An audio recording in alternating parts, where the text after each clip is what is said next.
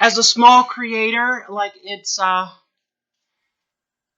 not easy. It takes a lot of work to get started. No, I only did it just to, if my goal of the channel was if I could help one person, it'd be worth it. You know what I mean? Did you get a look at me? Did you see I did my makeup really nice? Yes, yes, I did. Yes, Okay. and you do look very nice. Look very, very well set up and professional. I'm like, oh man, I kind of feel bad because here I am.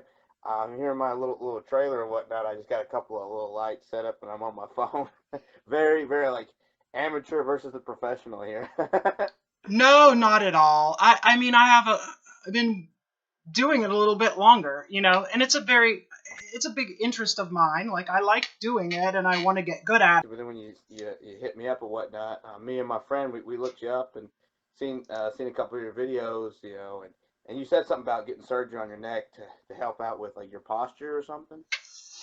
Well, no, I collapsed a couple of the discs in my neck, and Oh yeah, it's yes, yes. very painful. I kind of lost feeling in this hand, and I was having like horrible like cramping in my arm and stuff like that, neuropathy. And so they fused the disc, and hopefully that will heal. I have less pain and a better functioning in my hand already. Um, Yeah, but it's a process. yeah, oh yeah. Especially with that spine and whatnot. I mean, people don't realize how much pain your spine can put you in. I'm very, very familiar with all that sort of stuff, and yeah, it can mess you up real quickly. If you don't mind me asking, how did that happen? Was it just over time or something, or somebody Well, hit you? it's hereditary. I had a bad disc in my lower back. I have two aunts that are kind of wired from the top to bottom.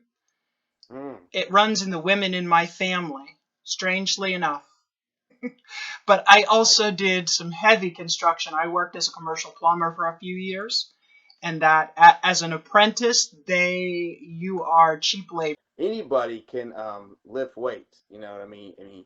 You might have to start off on a much lower level, but physical fitness is good for everybody. You know what I mean? And a lot of people say, "Oh, my knee is really messed up. I blew it out in college." Or no, we get it, and you can still lift weight and strengthen the muscle and the bone and all that stuff with weightlifting. You might have to do a modified version of a squat or maybe do a leg press instead of a squat or something like that. But physical fitness, no matter what your limitations are, always helps decrease if you do it right. Now, if you're in there like, you strap a 40-pound dumbbell to your head and you try and do neck curls or whatever, yeah, that's gonna mess you up, obviously. But Yeah, if done right, physical fitness will do wonders for you. It will, help decrease your pain or might even completely get rid of it. I mean, I don't know what all your issue. You said you had collapsed disc, but I don't know if that's the only thing or whatever going on. But I mean, physical fitness, I say, can do wonders for you and whatnot. It's not just about diet; it's also about getting to the gym and moving some weight around and whatnot. I'm a big believer in that. And I actually attribute me lifting weights to saving my life. I got into a really bad car accident in December of 2018, and the drunk driver, he was drunk and driving, and he hit me going about, the officer said, he said 60, probably 70 miles per hour. And good my lord. car was, yeah, my car was completely mangled. And I don't, my neck didn't break, my back didn't break, and he hit me, he rear-ended me. And, people at that high rate of speed, usually their necks are getting broken or their back gets broken. None of that happened to me. The only issue I'm having is my sternoclavicular joints, these tiny joints right here where the collarbone connects to your sternum. Yeah. Got issues. Nothing crazy, just a little bit of looseness, which caused me issues, and my acromion clavicular joints. But other than that, for the most part, I mean, some stiffness in the neck every now and then, but the most part, I'm fine. And I attribute it because at the time I was lifting weights heavily, and I'm still lifting weights heavily to this day, and it protected me because my body's better put together, and I didn't suffer any significant physical injuries. I mean, head injury, that's another story and whatnot. You look very young. Are you 30? No, I'm 27. I'm about to be 28 in a couple of weeks. So yeah. Oh, you'll find yourself someone nice. I I'm quite a bit hope so. older. I'm in my 40s, so that would be very cougarish of me to come for you. But I mean, Yeah, I think it's more common with people who are a bit younger to be a little more open minded about non traditional relationship models. yeah, I think yeah, that it's not at one time, and in some religious groups and family groups, it can still be very strict, in line with, the man has to find a woman and the woman has to, be a good woman for her man so she can have a family and they can have kids. And that is like the primary goal, is to get married and bear children and raise a family. And I mean, obviously, gender does play a little bit into that. Like yeah, if you're going to reproduce, you probably need two people of strictly opposing biological genders. I don't even know if that's the right way to describe it, except that yeah, you need somebody with a uterus and somebody to provide. yeah, yeah, Now, to exactly. raise a family, you don't really need those things. Um, Yeah, and I think that the internet and social media allows people to recognize that there's other models that are valid. if you love somebody and whatnot, or if you really like somebody, and if it's a one night stand, how whatever it is your business is, then I mean, you can make it work either way. Whatever's whatever. You know what I mean? So yeah, Well, it's not really it's you not a won't hear an kink. argument from me because I can have a good time no matter, like, I know how to have fun with whatever parts somebody brings to the table, and if they are motivated and they are fun and we're having a good time, it's really not an obstacle. Like, I can have a good time no matter what they bring. So Yeah, yes, yeah, that tends to be a trait of pansexual people, is that those yeah, parts are not, but you're not attracted because of that. You're attracted because if you find someone feminine and attractive, and then whatever parts they have, so be it. You know, like any woman, I have my fantasies about what my life could be like as a woman, and the way that yeah, a man would treat me, and the way men tend to approach trans women is not that way. And I yeah, also know that cis women experience the same thing. Women get sexualized. Um, yeah, People look at us and they make a judgment about whether they're interested in us based on our appearance, and sometimes don't even really want to get to know a woman. yeah. They just decide whether they are sexually attracted or not, and that sort of forms the basis of the entire Group. like Yeah, interaction. And yeah, so I mean, it's good to hear that that's like it. I don't have to talk to you long to hear that. Well, that's not where you're coming from at all, which is wonderful. And yeah, I wish that more men could see that the trans women that they find incredibly attractive are just as much women. We have personalities and we have talents and we have all the things that a cis woman has. And if you think that a woman is an object for, to play with sexually, it's really harmful.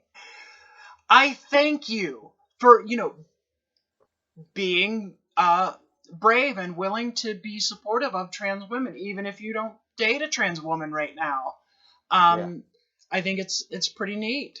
So obviously, I say that I do perform. I do drag performance, but it's not really my identity. It's just something that I found that I enjoyed doing, and I met cool people, and yeah, it was something to do while I was on disability, and really feeling sorry for myself. And I was early in my transition. I was meeting people who were very open to the fact that I was a little bit unusual. You know, generally drag queens were not very, they're different. But yeah, they were Oh pretty yeah. accepting. And, they sort of felt sorry for me. They were like, honey, you could do this and you would look, nice. What made you want to do YouTube to start off Ooh, with what that? made me do YouTube? I like to entertain people. I'm kind of in the entertainment business. And see, that makes me sound way more professional than I am. But my roommate, I moved in with my roommate because they are a drag promoter. They bring in talent to our Yeah. city, and they run shows when there's not COVID, of course. And so I Yeah. moved Yeah. here so that I could sort of understudy and just be involved in that community here. And I'm in Pittsburgh, Pennsylvania. And so I had hoped to put things together in order to have like a talk show. Yeah. I want to be entertaining, so I want to tell people and show people what I do in my life. I just want to do what I do, show people what it is, and hopefully find people like community of people who are interested in it. Yeah. Um, I don't expect to get famous or rich. The people who do have commercial success are generally work full time at it, and they have a Yeah. crew of people helping them with it. And that's not where I'm at in my life. I am disabled, and I Yeah. have it gives me something creative to do, and I like Yeah. the feedback that I get. And I'm a bit of an exhibitionist, and I have a tendency to be a little bit manic now and then. And I think that when I'm manic, I think it's wild. I want to make people laugh, and Yeah. I'm a real person. I like to be just genuine when I can be. And I want to be creative, and it gives me opportunities to interact with other creators in a different kind of way. I know some Yeah. people who are really amazing artists, but you would never know it because no one documents it. When I started doing drag, there was nobody documenting it. There would be people who sometimes will record stuff on their phones, but in a dark, smoky, poorly lit bar or club, Yeah. it's really hard to get good video. Good video. Yeah. It gets really glitchy and bad. So I bought a really nice quality camera with very good low light sensitivity and Yeah. started recording people. And Yeah. I saw that was something that I could do to contribute to the community and document a little bit, Yeah. and it never materialized. Not the way I thought it should. Yeah. COVID hit, Sorry. and it's been unusual, but I still just have some fun, and I'm Yeah. I'm learning. It's very difficult to make entertaining content. I really love it. It's my artistic outlet, and I like being famous. I'm not wildly famous. I'm a tiny bit famous. In Yeah. certain circles, I'm famous. They say the truest form of the artist is when they're an amateur because they do it for, as you were saying, you just love doing it. They were doing it just for the love of it, whether they were a painting type of artist, sculpture, whatever it is that their art form was. And in the very beginning, when they were the quote unquote starving artist, that's when their art was at its truest, most purest form. They say the amateur is the purest usually.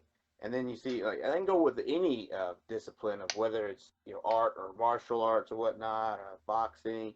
You see the boxers that are hungry when they're starting off in that little bitty old dusty gym, and then they get super famous and they lose their edge because they forget about their art form, which is boxing, and they They just lose the try. eye of the tiger, like Rocky.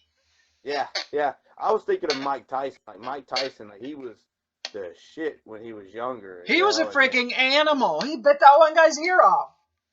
yeah, but then he lost his boxing edge because he got distracted with all the women and the bright lights of all these big cities he was at, and he just didn't train. He got a big head, a big ego, and yeah, I'll whoop anybody. He thought, and then he got himself whooped, and he just couldn't get it back. He just lost it. And from your experience of being on dating apps, does it get very overwhelming with all the garbage messages and the inappropriate pictures. I'm sure you probably receive. What does it get at times, or it just kind of shoot? It almost feels like it just kind of shoots your confidence down. You feel like it's disheartening, and like, why do I even try? These guys only want one thing and one thing only. I mean, has that been your experience on dating apps or whatnot? Um, well, I haven't had much luck. I have made some friends, Yeah. um, but sometimes it's like it's unbelievable how just Cro-Magnon so many men can be. Like they have no idea how to approach a woman. They don't know how to like have a conversation and get to know somebody, and like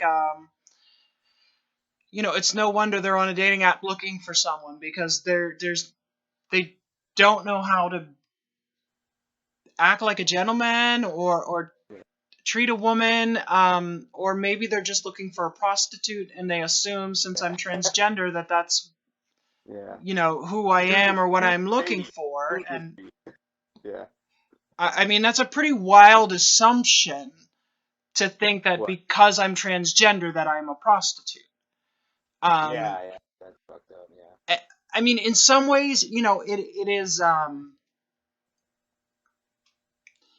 it can be sort of affirming, like, well, this man sees me and he immediately wants to have sex with me. I guess that means he finds me Yeah. attractive, but it's not always the kindest way to tell someone, and it's um Yeah. Like, yeah, hey, it's I got kind of. $40. What that get me? Yeah, that sort of thing. But I don't know that is specifically a trans experience, because it seems like lots and lots of women experience the same thing on dating apps, is that men have no idea how to, you know,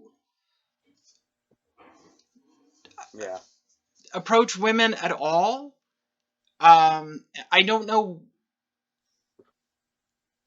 why no one is teaching men how to like have a conversation with a woman, how to. I don't know where these men come from, that they have no socialization, no skills of how to just have a conversation, Yeah. and they immediately everything goes to sex. I do understand why they want sex, but I don't Yeah. understand that they don't see that that's not really an appropriate approach. Yeah. Yeah. Exactly. I Yeah. also feel badly that they don't realize, like, generally, if you there's a lot of important things to vet when you're just meeting someone and you're discussing like romantic involvement, other than what do you like to do in bed. Because, Yeah. like, I don't know about you, but 99% of the time and energy that I share in a relationship with another person is not sexual. You Yeah. if you're That's true. lucky, you That. get to spend some good, happy time with a close friend and really have some fun. But most days you don't get there. Most days it's about, we send some chat messages, or we talk, or we have dinner together, or we the dishes need done and I need to go to work and we need to go to the grocery store, and like life, and like what are you about, and like what do you do, and what are your interests. You're talking about fitness and you're talking about your Yeah. job, and those are the conversations that people normally have. And um, to only take it to sex, like, how much do you really like learn about a person if that's all you start the conversation with? So Exactly. that Yeah.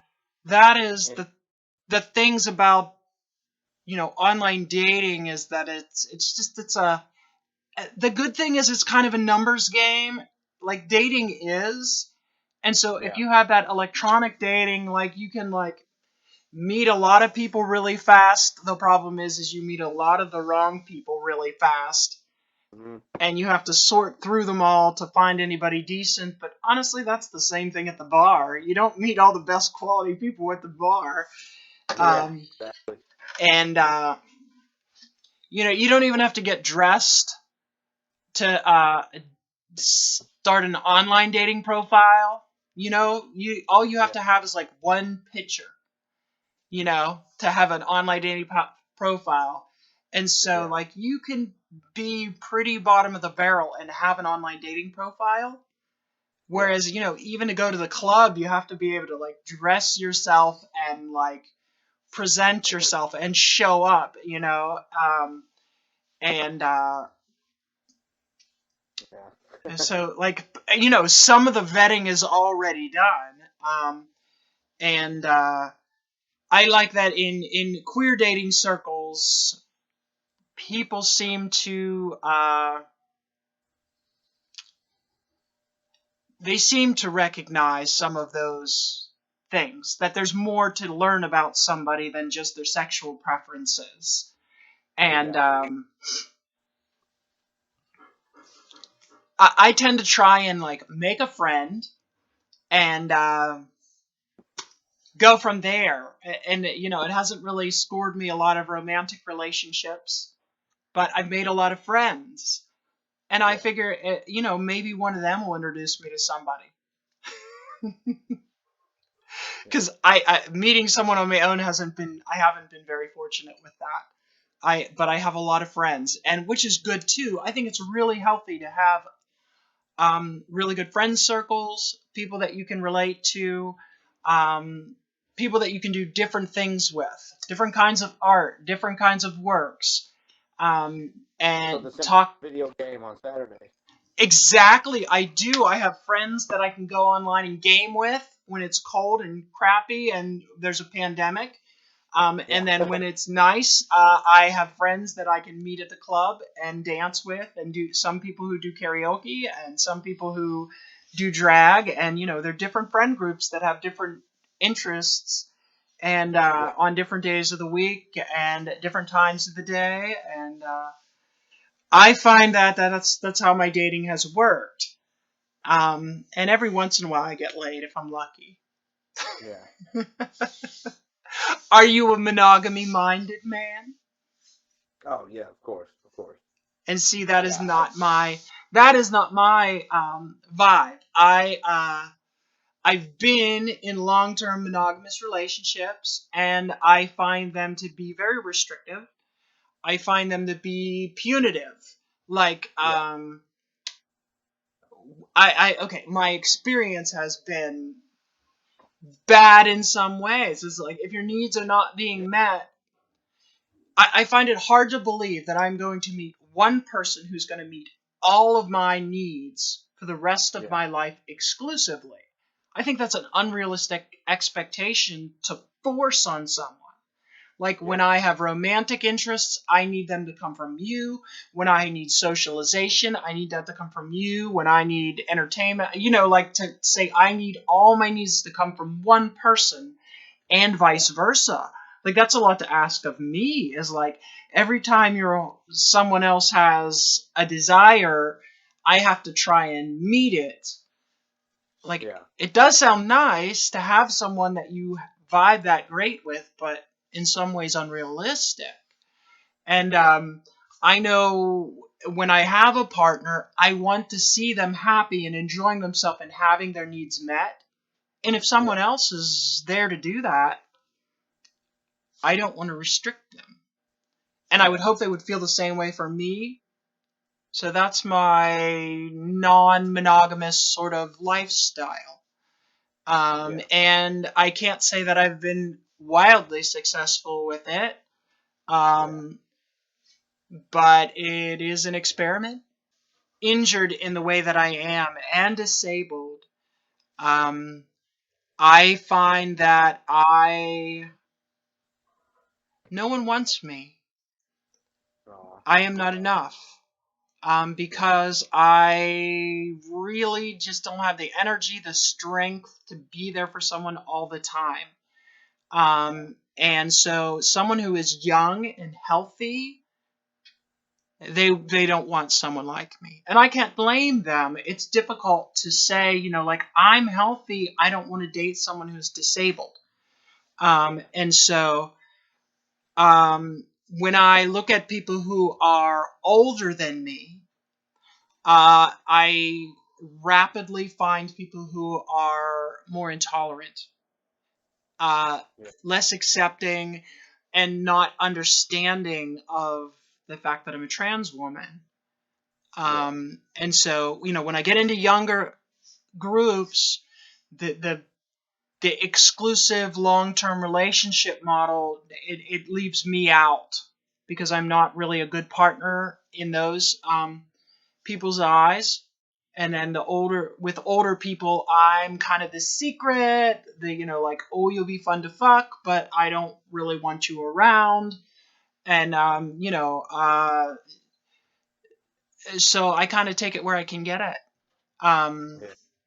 I try to be a friend, enjoy my life, live my life to the fullest. I really enjoy being an entertainer, and the friends that I make and the life that I get to live there. But, you know, I can't do some of the things that are required in a full time monogamous relationship anymore. So